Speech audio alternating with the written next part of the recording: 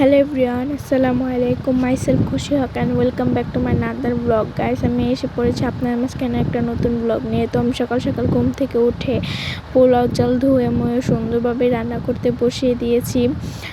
আমি এর আগের ব্লগে বলেছিলাম যে আমি মাটির পাতিলে রান্না করব। তো এখানে আমি নর্মাল পাতিলে পোলাওগুলো রান্না করে নিচ্ছি।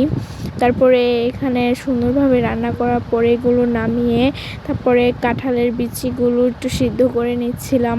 তারপরে এগুলো অর্ধেকগুলো মুরগির ভিতরে দেবো অ্যান্ড অর্ধেকগুলো আমি ভর্তা বানাবো। তারপরে এগুলো আমি সুন্দরভাবে ধুয়ে মুয়ে তারপরে রেখে দিই। তারপরে এখানে পেঁয়াজ কুচি, রসুন কুচি এবং শুকনো মরিচ দিয়ে তারপর হসপাতে এগুলো নিয়েছি। তারপরে এখানে মুরগিগুলো বেছে নিচ্ছিলাম সুন্দর করে একটু ভাজা করে। তারপরে এখানে পাতিলের ভেতরে একটু তেল দিয়ে নিলাম। তারপরে পেঁয়াজ কুচিগুলো দিয়ে দিলাম। তারপরে এগুলো সুন্দরভাবে নাড়াচাড়া করার পরে মশলাগুলো দিয়ে দিলাম। মশলা দেওয়ার পরে হলুদ, মরিচ তারপর সব দিয়ে তারপর নাড়াচাড়া করার পরে ভেজে রাখা মুরগিগুলো দিয়ে ফেললাম।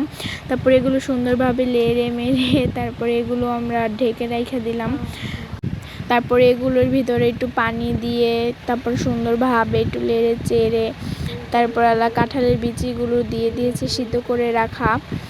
তারপর এগুলো আর একটু নেড়ে তারপরে আবার ঢাকা দিয়ে ধুয়ে দিলাম। তারপর চুলা থেকে নামিয়ে এনে বা ঘরে এনে হসপাতাগুলো দিয়েছিলাম। তো এইটা হলো আমার মাটির পাতিলে রান্না করা মুরগি তরকারি। তারপরে এখানে ছিল পোলাও, রান্না করা পোলাওগুলো।